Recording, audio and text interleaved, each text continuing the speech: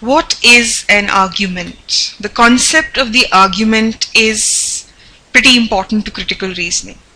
All critical reasoning questions are based on the concept of the argument.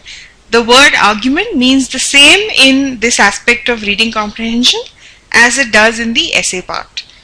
In the analytical writing ability section, you will have two essays, the issue essay and the argument essay. So in many ways you can think of AWA as an extension of reasoning, right? Verbal reasoning questions. So the concept of the argument is integral to any verbal reasoning question. What is an argument? If we were to define an argument in terms of verbal reasoning, critical reasoning, the answer would be an argument consists of a fact and a conclusion. Now let's try to apply this understanding of the argument to our general understanding of the term argument. When we think of the word argument, we normally think of two people arguing with each other because they have different points of view. This need not necessarily be the case in critical reasoning.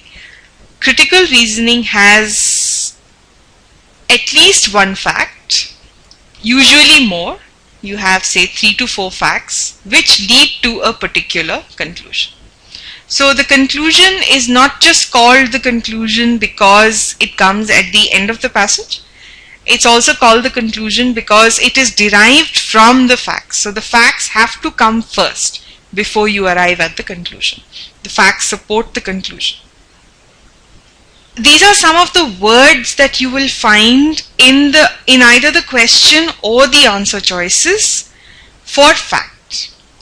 One of the most important things that you need to learn to do for reasoning questions is to be able to identify when a statement is a fact and when it isn't.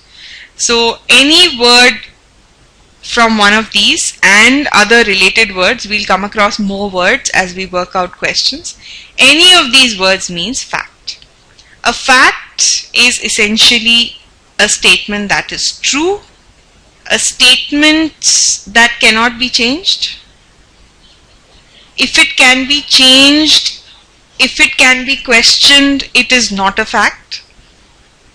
It is definitely true. There is no doubt about the fact that it is true. A fact is often an event.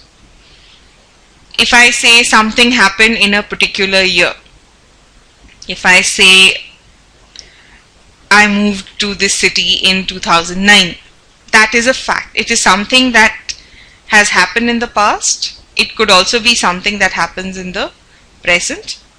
It is very unlikely to be something that happens in the future, because it has not happened yet, so we cannot be 100% certain that it is going to happen. Future events usually come under conclusions. So these are the words which normally represent facts in critical reasoning: evidence, reason, situation, circumstance, finding, consideration. These are the common words. A conclusion. A conclusion is pretty much the same as the author's opinion, except that the author is not just giving an opinion, the author is basing the opinion on facts. That's why in reasoning we prefer to use the word conclusion rather than the word opinion, because an opinion need not be based on facts, but it's more or less the same as an opinion.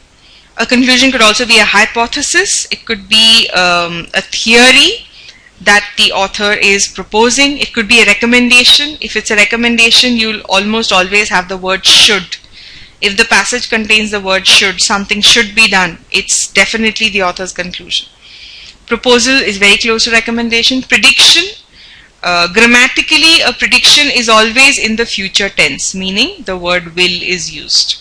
If something will happen, if something is going to happen, that's a prediction and it's not a fact. A judgment, to judge is to decide if something is right or wrong, so that's again a conclusion. A position is just a synonym for opinion. Claim is a theory or a hypothesis which doesn't really have any evidence yet.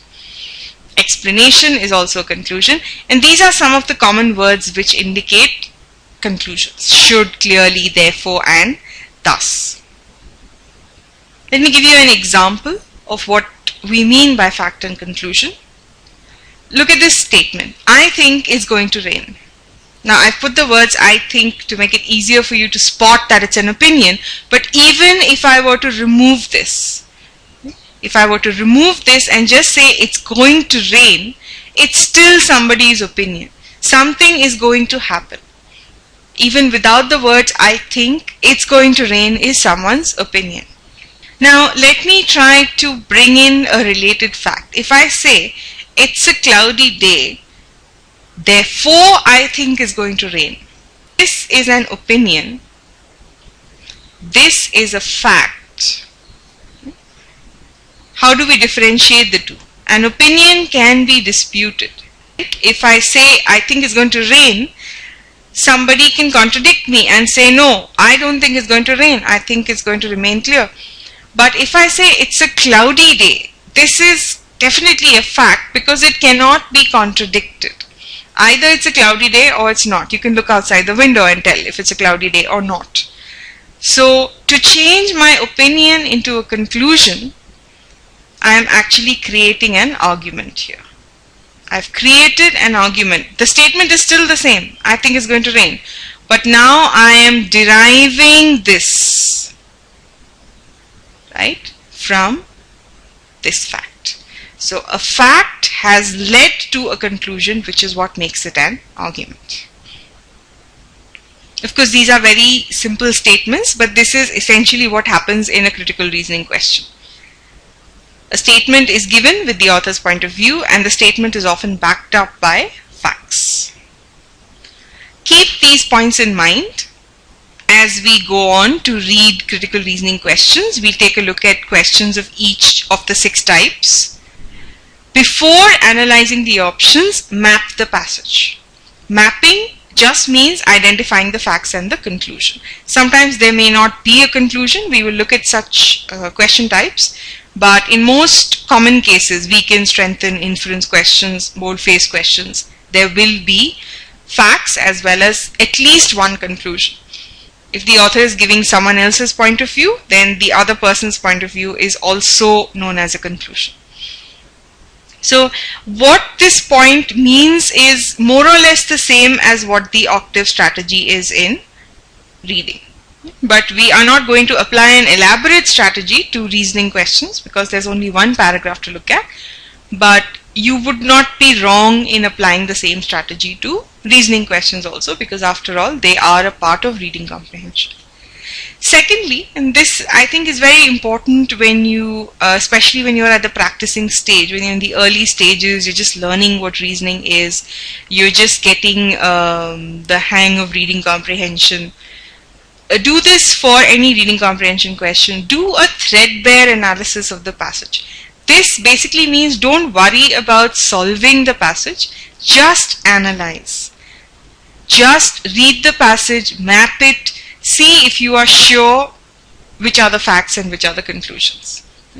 Just identify the components of the argument before considering the options. Do not even consider the options. It's a good exercise to put yourself through. Just learn to identify statements in the passage as facts or conclusions. If you look at the tip down there, any statement that is not a fact has to be a conclusion, and vice versa. If a statement has the author's opinion in a reasoning question, all the other statements in the paragraph necessarily have to be facts, because there are no other types of statements in verbal reasoning passages.